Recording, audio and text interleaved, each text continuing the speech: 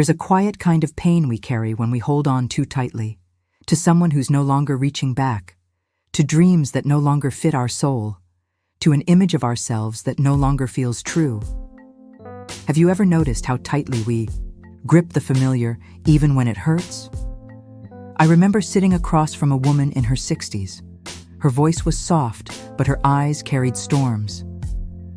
I spent 30 years trying to be the perfect wife, and the day he left, I realized I had forgotten how to be a person.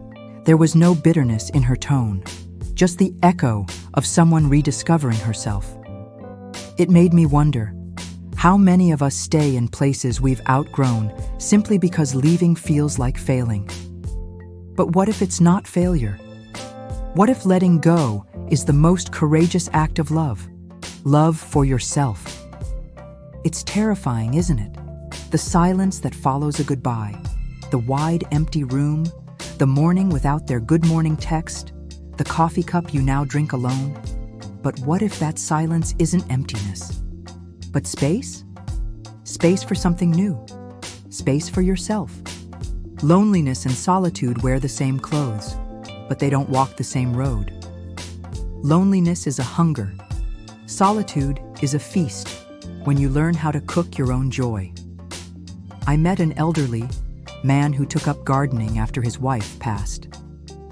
She used to love daisies, he smiled, fingers in the soil.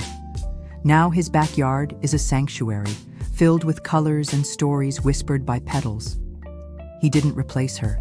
He grew something beautiful. Beside his grief, you've spent so long being someone for everyone, a partner, a parent, a caretaker, a cheerleader. But when the noise fades and no one's asking for anything, who are you then? The truth is, most of us forget how to be with ourselves. We scroll to fill silence. We rush to fill time. We keep moving just to avoid meeting the person we've become. But the soul has a voice, soft and persistent, and it speaks clearest in stillness. A woman I once coached told me, "After my divorce, I didn't know what to do with my evenings, so I started learning the piano, badly. But it felt like freedom. It was mine, not his, not anyone else's." Reclaiming yourself isn't loud. It's not a parade or a post. It's sitting in your room, laughing at your own joke, cooking a meal just for you, and lighting a candle while you eat. Healing isn't always visible. Sometimes it looks like talking to yourself kindly in the mirror. Sometimes it looks like saying no and meaning it. And slowly, through these tiny acts, you remember who you are. And more importantly, who you're not. Your life is a theater, and not everyone deserves a front row seat. Some people were only meant to be part of a single act, but we try so hard to keep them through the whole performance. Even when their applause grows faint, even when their presence starts pulling us off script. Letting go doesn't mean you stop loving them. It means you love yourself enough to stop shrinking for them. I once met a teacher who kept a chair in her living room, always empty. "I call it the peace seat," she laughed.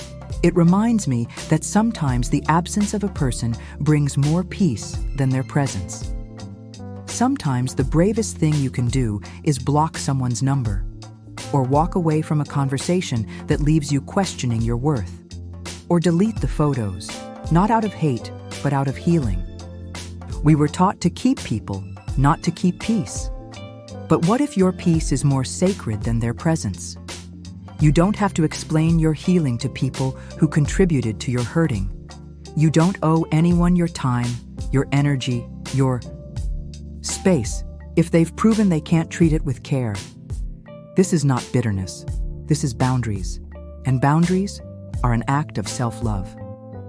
And once you've made peace with the silence, once you've cleared the space of what no longer serves you, something magical begins to happen. You no longer fear being alone. You begin to fall in love with your own company. There's a strange beauty in doing things alone.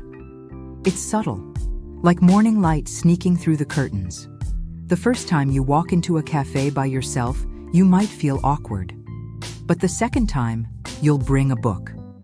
By the third, you'll be sipping your coffee with a soft smile, noticing how peaceful the world feels when you're not rushing to fill the silence.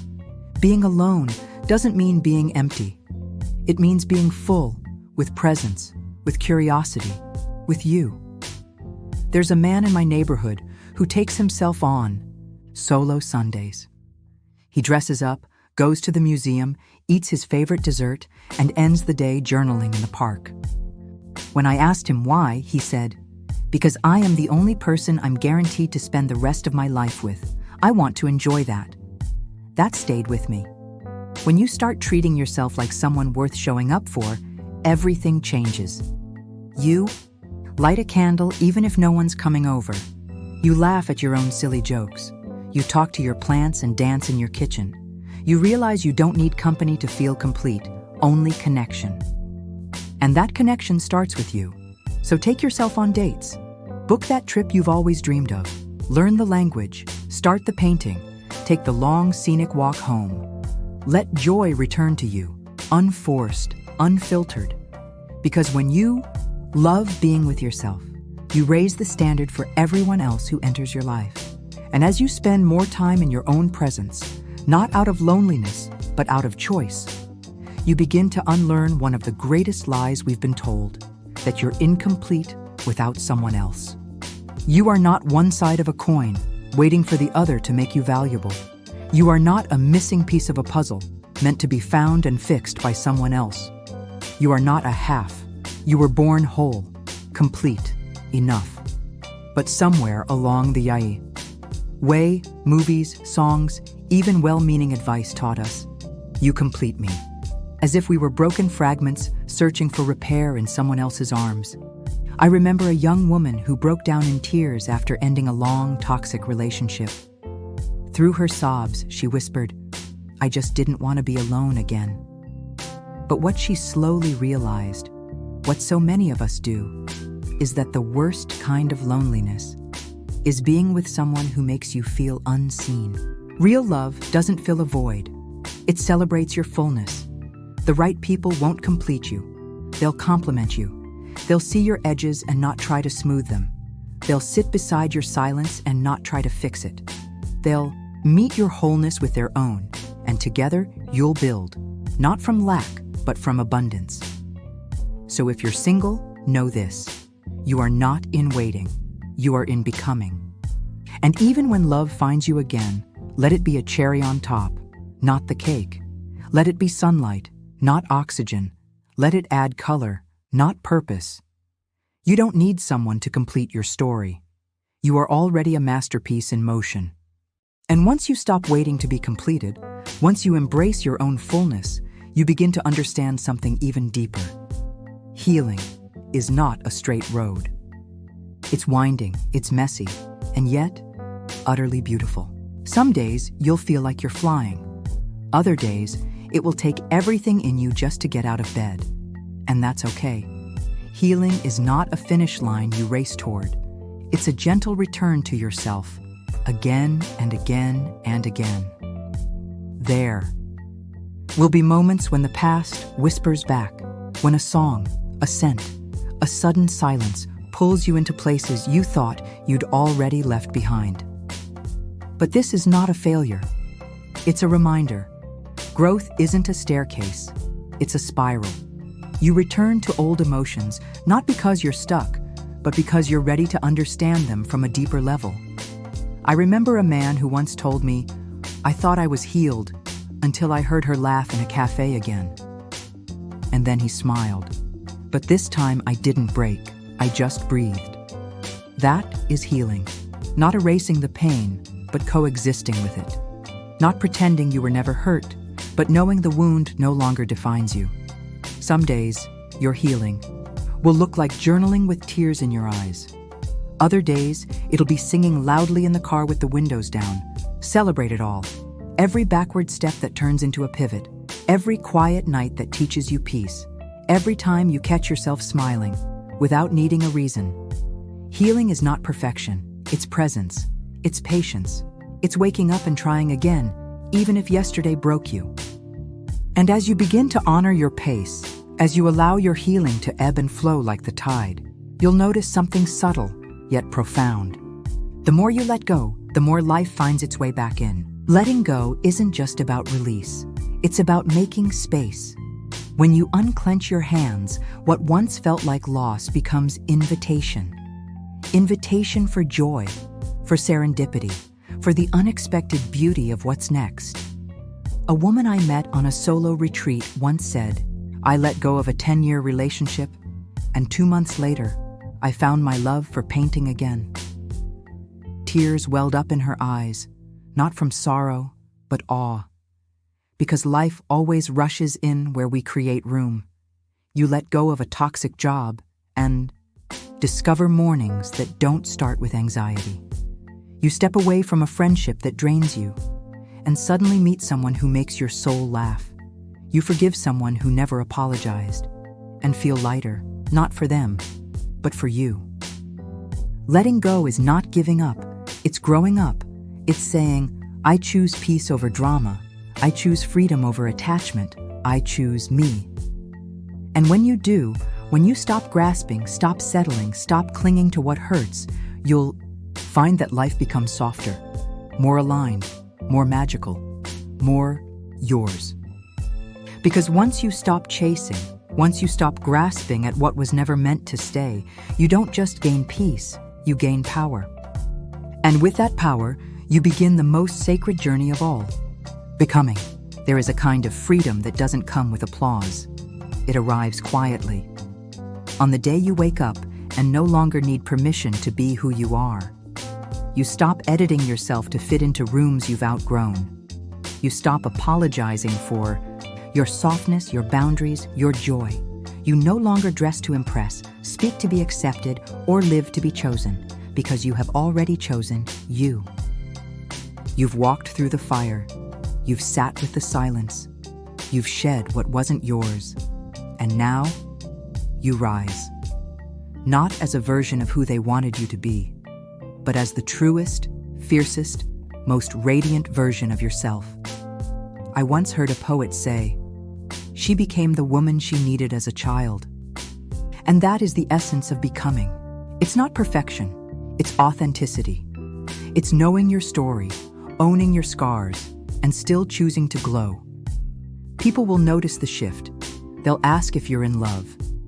And you'll smile and say, yes, with life. Because becoming doesn't require anyone's validation.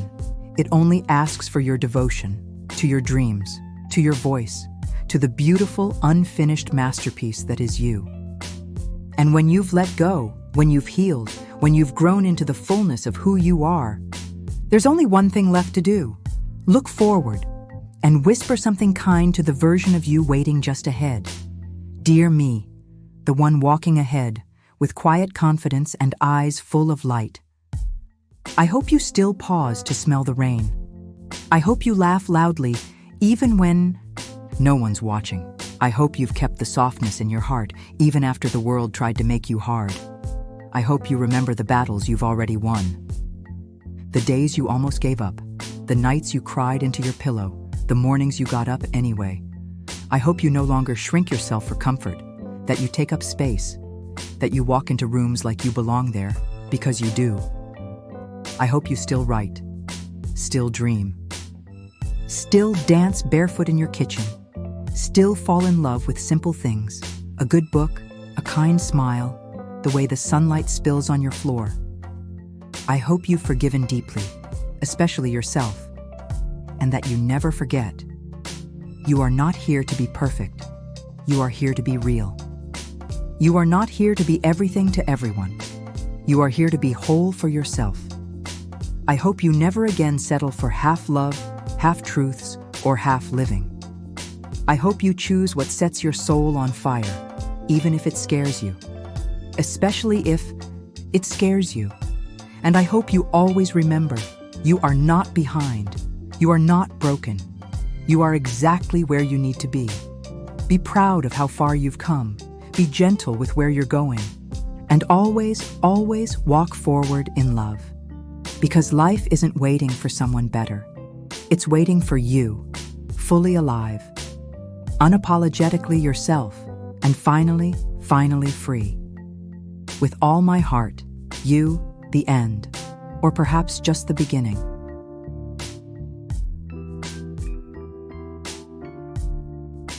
If this journey touched you, if even one line made you pause, or if, for a moment, you felt seen, understood, and gently accompanied, please leave a like to let us know you were here, walking this path of healing with us.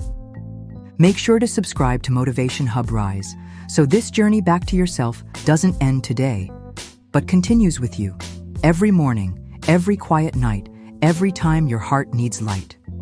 And don't forget to turn on the notification bell so you never miss a single drop of goodness waiting just ahead. You are not alone, and this journey is only just beginning.